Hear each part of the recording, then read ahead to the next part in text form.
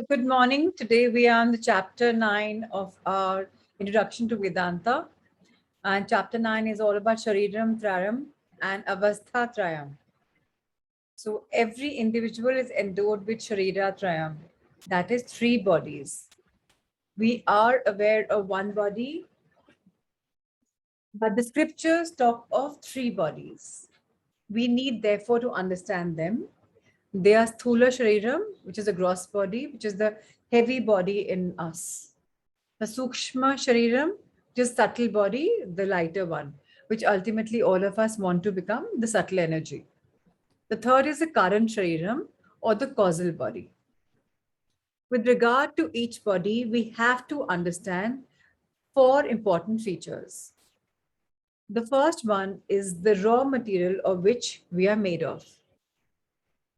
The second feature is the components or the constituents of each body. Just as the house has various parts like the walls and the windows, so also the body has its components. The third feature we need to know is its function. If a body does not have a function, it need not be there at all. Whatever we keep in a house has a particular function. In human creation, some objects may not have any function. But in God's creation, where everything is beautiful, perfect, and orderly, everything must have a function. Even a weed is a particular plant whose function is not yet understood.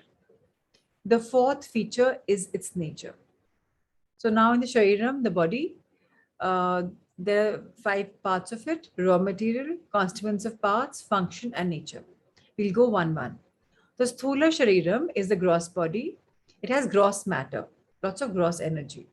What are the parts of this? Is the head, the trunk, the hands, the legs. What are the functioning? It's a abode or the residence of the experiencer. So we are the experiencer, so hence it's the place where we live. Nature. It's visible, it's inexperienciable to others and me. The second part is a Sukshma Shariram, the subtle body. Now it's composed of subtle matter consisting of five subtle elements. Now the sense organs are are the ones for this. What are the sense organs? Sense organs of knowledge, five. Sense organs of action, five in number. Physiological system, five, and inner organs, four. The function, instrument of interaction with the world. Nature, invisible to others and experienceable to me. So now the third part is the causal body, the Karan Shariram, subtlest form of matter called avidya, physical and subtle body in unmanifest form. Now the functioning is a resolution of Sthula and Sukshma Sharirams. It's an unmanifested form, invisible to others and to me as well. So until Dimple joins us, let's just keep taking this further and let's read about what is Sthulam Shariram. So Sthul we talked about is a gross body part, right? We even spoke about it in the visible bit, top of and arms and legs. So now Sthula Shariram, in the above chart is mentioned the four features of the three bodies. The Sthula Shariram being gross is made up of gross matter consisting of the five elements: space, air, fire, earth, and water. The parts of the gross body are the head, the trunk, the hands, and the legs. The scriptures point out that the gross body functions as an abode or residence of the experiencer. It's a temporary house which the experiencer will have to vacate at any time. Sometimes notice is given, sometimes without any notice. The experiencer will have to vacate. Residing in the gross body, the experiencer interacts with the external world. Thus, the gross body provides an operational address for the experiencer. Then, what is the nature of the physical body? Being gross, it is clearly perceptible to oneself as well as to others. It's also subject to change like birth, growth, decay, finally death, which are called vikaras. Above all, it has a shorter life, the maximum of 100 years. In other words, it has a limited life. So the book says 100 words, but 100 years, but it can go up to whatever you want it to go. Because if you read the Ikigai book, also people have lived above 100 plus years. But this is ballpark, the figure that we have been given by the author. So now, what is a Sukshma Shariram?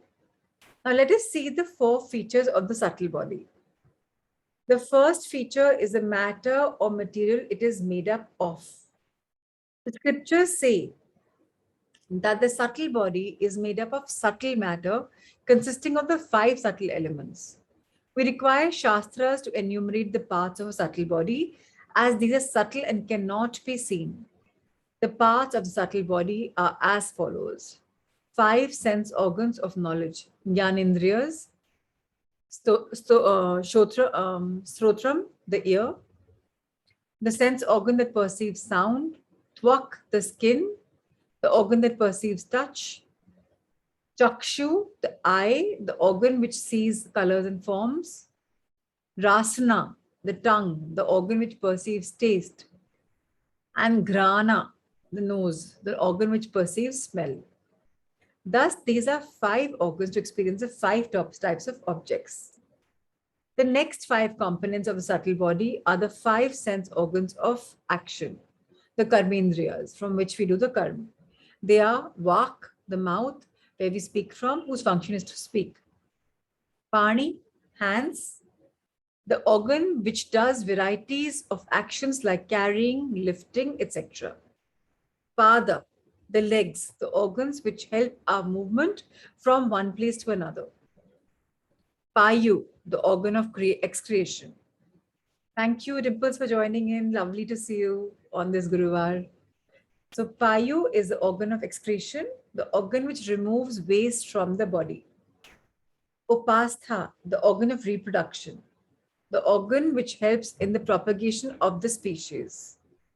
Now, if you compare and contrast the organs of knowledge and the organs of action, it will be seen that the Jnanendriyas are meant for receiving experiences from the world. They are like entrance gates, while the Karmendriyas are meant for a contribution to the world, Karm. And those Indriyas are Karmendriyas. Therefore, they are like exit gates. When I am speaking to someone, I'm not receiving anything through the organ of speech. I am contributing to the person in the form of words or ideas. All transactions involve give and take, and therefore we are given one set of organs for giving and the other set of organs for taking. The next set of organs is the Panka pranas. It's called Panka Punch. It's called Punch, right? I think you're on mute, Dimples. I'll ask you to unmute. Yeah. So it's the set of Panch pranas, the 5 Yeah, it's Panch Pranas. I saw that. Yeah. The 5 physiological systems which are meant to produce energy and support the sense organs. A car needs not only wheels, but also fuel for its running. Just as we supply fuel to the car, which gets converted into energy to make the car run, so also we supply food as fuel to the body, which gets converted into energy to make us work. We have an opening on our face called the mouth to take in variety of food. There is a tongue in between to ask for taste. When we supply fuel through the mouth, a converter is required to convert this fuel into energy and supply to the sense organs. A body is indeed a beautiful machine to which fuel is added. The fuel is converted into nutrition and energy, and the wastes are removed through the exhaust pipe. We also have many pipelines carrying nutrition and energy throughout the body. The inner system which energizes the body is the Pancha Pranas. The system has 5 functions. They are prana, the respiratory system, which is very important for breathing in oxygen and removing carbon dioxide to purify the blood. Apana, the excretory system, which does the work of an exhaust pipe. Samana, the digestive system, which converts food into nutrition and mechanical energy. Vyana, the circulatory system, which circulates nutrition and the energy produced to various organs. It is a transport system which supplies its energy to every cell of the body. Even the hair should get nourishment. Otherwise, it starts falling off. Udana. Is it Udana or Udana? Udana. Udana. So Udana is a system for protecting the body from unwanted extraneous things. It throws out what is not good to the body. Sneezing, vomiting are examples. Generally, the food has to go inside, but sometimes it gets thrown out. The normal process is reversed. This reversal system is called Udana, which functions only when the body has to be protected from toxic extraneous things. The Udana becomes active at the time of death also. Actually, what it does at that time, that is its final function, it expels the Sukshma Sharira out of the Stula Sharira. That means the subtle body is expelled out at that time. That is when you die. You know? Right. Beautiful. These are the Panch Pranas that are essentially energizing the Panch Gyanendriyas and the Panch Karmendriyas. Even if any one of them stops functioning, we see that the activities of the sense organs get affected. The last four organs are called Antakaranam. They are the four-fold inner organs. They are Man, the mind which is associated with emotion, desire, and doubt. It is the emotional faculty. Buddhi, the intellect, which is associated with analysis, judgment, conclusion, etc. It is a rational faculty or the intellectual faculty. Chittam, the memory faculty, which stores all information acquired. So whenever we have experience from childhood, all are there deep inside. So in Hindi, it's called chit. In Chittam. yeah, in Hindi, it's called chit, and in the South version is called chittam. They add an. In Hindi, now the fourth is called ahankar. In South again, ahankara. The ego, which is associated with self-identification. Through this, I claim the body-mind complex as myself. In fact, the fourfold inner organs represents the four faculties of one organ only, which is namely the brain, right? Okay, can I just jump in here? Now, Yes. see, the mind is got four functional divisions. There are no actually four spheres of the mind. The mind is considered to have these functional divisions only. They're all aspects of the mind. Now, the mind is actually in the subtle body. Your brain is inside your skull, but the brain is still there after you die, but you're not operative. Let's put it like that. That's because when the subtle body leaves, the mind goes with it.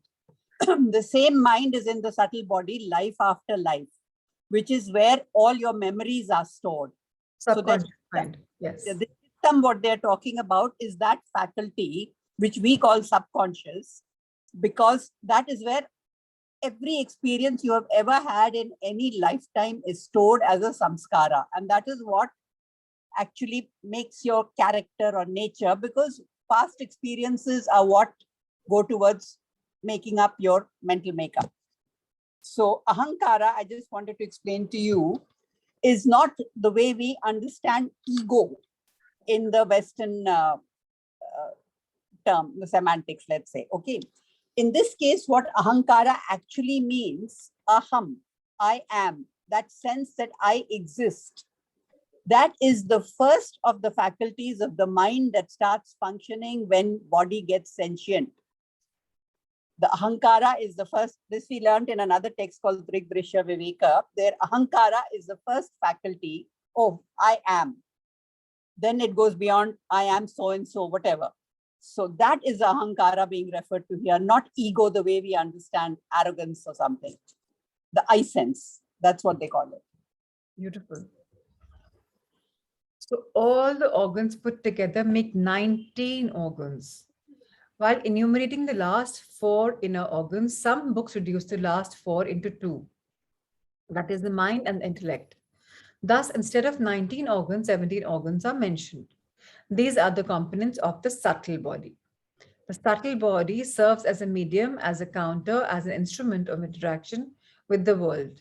In other words, the experiencer contacts the world only through the subtle body, and each organ helps in contacting each part of the world.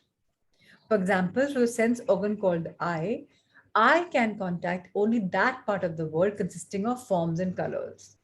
For a blind person, one-fifth of the world is non-existent. The paintings, the Olympic shows, the TV programs, all these are non-existent for this person. Now, if a person is deaf, another one-fifth of the world is non-existent. When we say the world is non-existent, we mean that the world is there, but for the experiencer, there is no contact with this specific world. Hence, any contact is possible because of the linking medium which acts as telephone. The moment the telephone stops functioning, my contact with that part of the world is gone. Therefore, all the organs act as different links, helping me to contact each part of the world. The gross body is called Ayatanam. Ayatanam. Ayatanam means abode. Ayatana means what?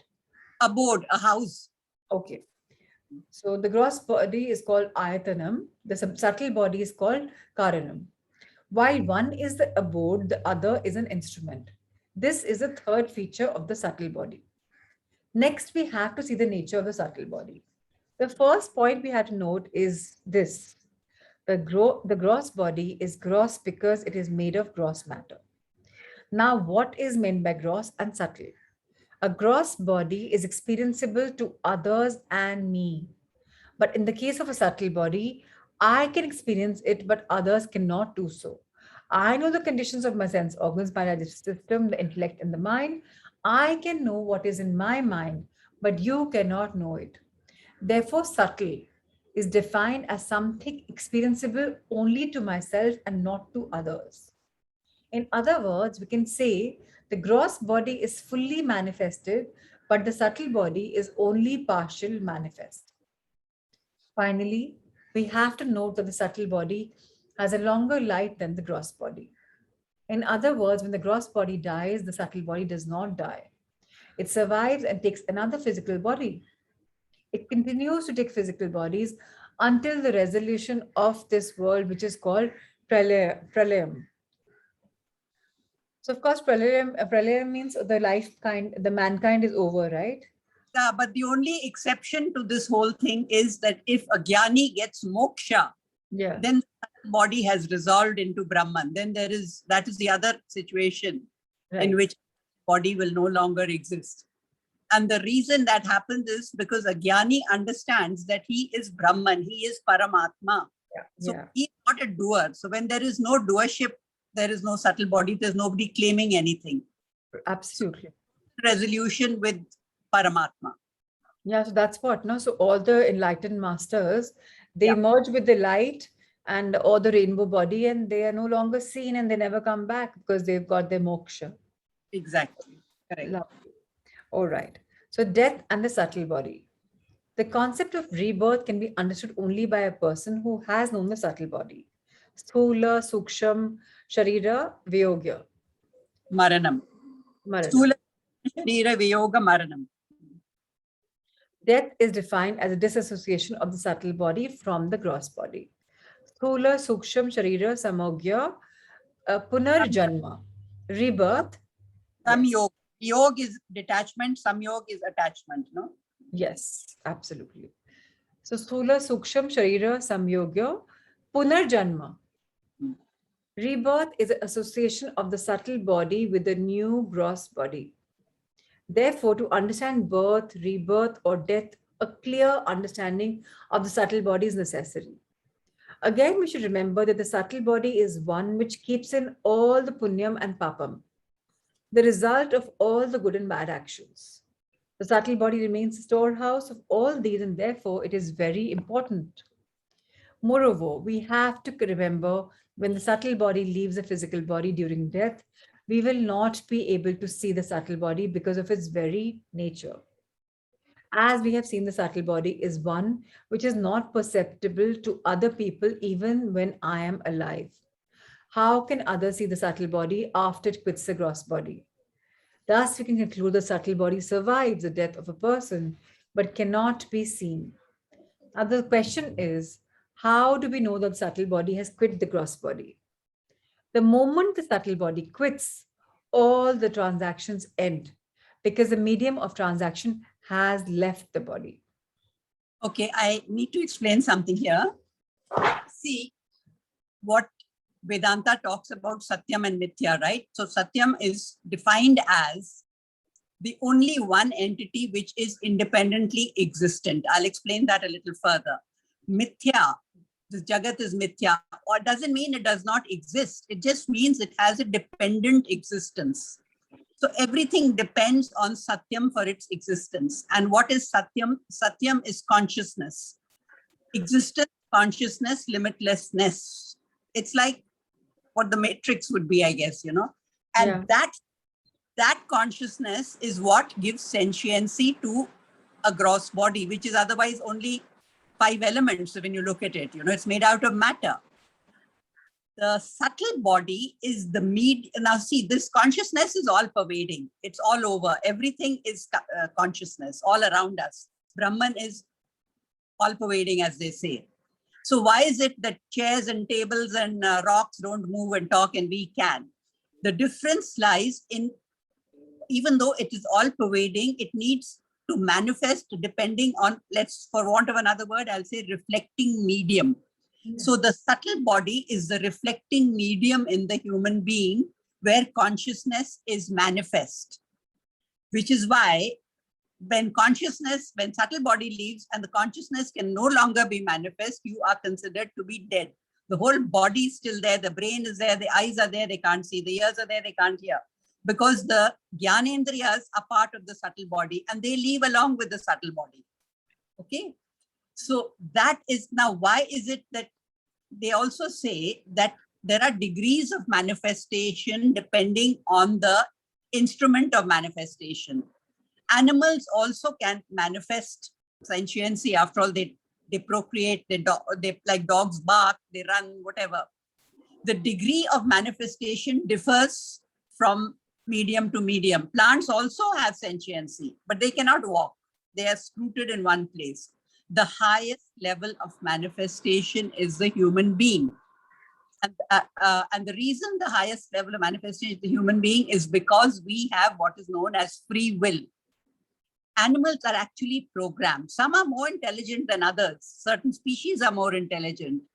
But ultimately, the human being is the highest manifestation of consciousness. Right. Interesting thing to note is that, I mean, I have just heard a passing reference. I haven't done that particular Upanishad. I think, I dare say it's the Prashna Upanishad. But apparently, there is a process by which the subtle, you know, when ovulation happens, I'm not sure it's the second or third month, is when the subtle body comes and books that womb, that jiva that has to take birth as per the order of karma, will book the womb. And then it's not in the womb all the time. I think it comes back in the 5th or 6th month. I'm not sure when movement starts. It is so interesting that our rishis and the older sages all knew, apparently there is a whole system by which they would procreate.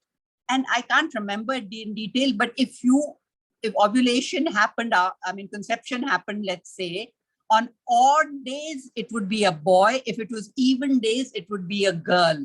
If it happened in the middle of your cycle on a particular day, it would be a highly intelligent person. If it happened on, so there was a whole system whereby people went about conceiving. First, they would pray for 2-3 months for Shuddhi and ask for a great soul to be born. Then they would start the process of trying to conceive and choose the days and cycles. And there was a whole system to how conception happened. So here, what I just wanted to tell you was that the subtle body books the womb of the mother. As I don't know, at some point after conception, then it is not there. It's taken. It's like no other subtle body will enter there. And then it actually comes back, I don't know, at certain time during the pregnancy. I think maybe when the movement starts and you can feel. And they also say there were certain rituals that were done.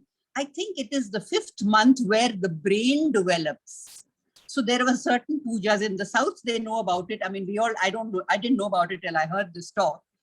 In that particular month, they would do a special puja, a homam as they call it, to pray for a highly intelligent child. Wow. That is the extent of knowledge we had in our country. Amazing. Amazing. And all this is kind of lost in the scriptures or somewhere. I'm sure Yeah. it'll come back. So amazing. Oh, yeah. It will. So thank you so much. Second is the Karan Shariram. Next, we shall go to the next body called the Karana Shariram, the causal body. Also, yeah. Here also, we should see all the four features. To begin with, let us see the material of which it is made up of. The scriptures say that the causal body is made up of causal matter, which is subtlest form of matter. In Tattva Bodha, it is called avidya, a very technical word. Normally, avidya is translated as ignorance, but the word avidya has a technical meaning in Vedanta. It means causal matter, the subtlest form of matter. The next topic is its components. Here we have to enumerate certain basic principles based on which alone we can understand this clearly. We know that matter can never be destroyed. It is a scientific truth. We don't even require the Shastras for this, but we generally talk of destruction of something. What we actually mean is a thing going back to its original unmanifest form. This is similar to the destruction of a wave in the ocean. When a wave is destroyed or resolved, the matter which makes up the wave has gone back to the ocean form from which it has appeared. We generally say that it has gone back to the ocean. But can we see the wave in the ocean? We will definitely not be able to say which part is a wave and where it has dissolved in the ocean. Hence, we talk of destruction of the wave. We actually mean that the wave has gone back to its unmanifest condition, and from there, again, it will come back to the manifest state. The wave keeps repeating the process. Similarly, when water gets evaporated during boiling, water disappears. It becomes steam or gas in the atmosphere. It does exist in an invisible form. Extending this, the scriptures say that when all the gross and subtle bodies get destroyed during Pralayam, which is a total destruction of the universe, and all the gross and subtle bodies go back to the invisible, unmanifest form. This is because matter cannot be destroyed. Thus, the gross body, along with the subtle body, exists in an unmanifest form, which is also called the causal body. The causal body is made up of subtlest form of matter, the fundamental form of which even the scientists have not come to know. Scientists are aware of the grossest matter, which they call it as matter. They know also that subtle matter, which is in the form of energy. But here we're talking of subtlest form of matter in which even different energies resolve and become fundamental. Scientists have succeeded in reducing all forms of energy into 4 or 5 types. They are trying to reach at one fundamental energy from which even those 4 or 5 are formed. Once we reach the most fundamental form of matter, it gets reduced to 1. Scriptures have named that one fundamental form of matter avidya. So the scientists, I think, call this state singularity, if I'm not wrong. Yes, state of information, because they do not know what it is they refer to. So what we call pralaya in quantum physics or whatever, they call it singularity because they don't know how to explain it any further. Absolutely. That's how they do, yes. So let us imagine a state before the creation of the world, that is Shrishti, or after the destruction of the world, that is Pralayam. Pralaya in Hindi, right? So the physical body cannot be totally destroyed. So too with the subtle body. Both continue to exist before and after the destruction, just as the ornament continues to exist even after melting, not in the form of an ornament, but as gold. Thus, all our sense organs existed, all our minds existed, all our pranas existed, all our bodies also existed. This form in which they existed is known as Karan Shariram. In the Karan Shariram, the various parts will not be clearly visible, just as the various parts of tree are invisible in a seed. Hence, the components of the causal body are the physical body and subtle body present in an unmanifest, undifferentiated causal or state form. The function of yes, like the seed is visible, is present in a seed. When you look at the seed, yeah, you plant it. But what comes out of it is a whole tree. So the tree exists in the seed, whether it's going to give oranges or lemons or mangoes, all that information exists in seed form in the seed. You can't see it. Only when it grows, you'll be able to see it. Absolutely. Same. Yeah. Very nice. The function of the causal body is to be the ground for the resolution of all the bodies and functions, as well as the source for their origination. Gold is a resolution ground of all the ornaments and is also a source for the origination of all the ornaments. It is like green room in the drama stage. A green room is a place to which the actors can go when they are no more playing any role. Not only this, that is the place from where all the actors come out also. We do not see the actors, but we know that the actors are in the green room because we see them entering and coming out. All of them exist in differentiated form on the stage, but when they are in the room, I know they exist, but I do not know the details. Similarly, Karanam Shariram serves as the green room for the Sthula Shariram and Sukshma Shariram. When the Sthula Sharir and the Sukshma Sharir do not function, they very much exist in the green room of the Karan Sharir. I know the existence, but I do not know the details. Therefore, Karan Sharir functions as the resolution ground and also as a source for the other two Sharirams. But it is only involved in any transaction but it is not involved in any transaction because all transacting organs are dormant. Now we will study the nature of Karan Sharir, which we saw that the gross body is gross, experienceable to me and to the others, while the subtle body is experienceable to me, but not to the others. Now, the causal body is neither experienceable to me nor to the others because it is in a state in which all transactions have ended, including perception, thinking, and feeling. Thinking and feeling will take place in the subtle body alone, in which the mind, intellect, and ego function. But the Karan Sharir is that in which the physical and subtle bodies have resolved. The locus and instrument of transaction are resolved. Then where is the question of any operation or function taking place? There are no more transactions, it's a state of blankness, a transactional state, and therefore it is not available for me, also because my intellect and mind are also resolved. This happens during Pralay when everything is resolved, when there is no more transaction. Does the Karan Sharir exist at all? It must exist because of the law that matter can neither be created nor destroyed. I do not experience this body because all the divisions in the form of the experiencer and the experienced are resolved. Its nature is truly unmanifest. In Sanskrit, it is called nirvikalpa, which nirvikalpa state, which means a state when all distinctions, like the subject and the object, are resolved.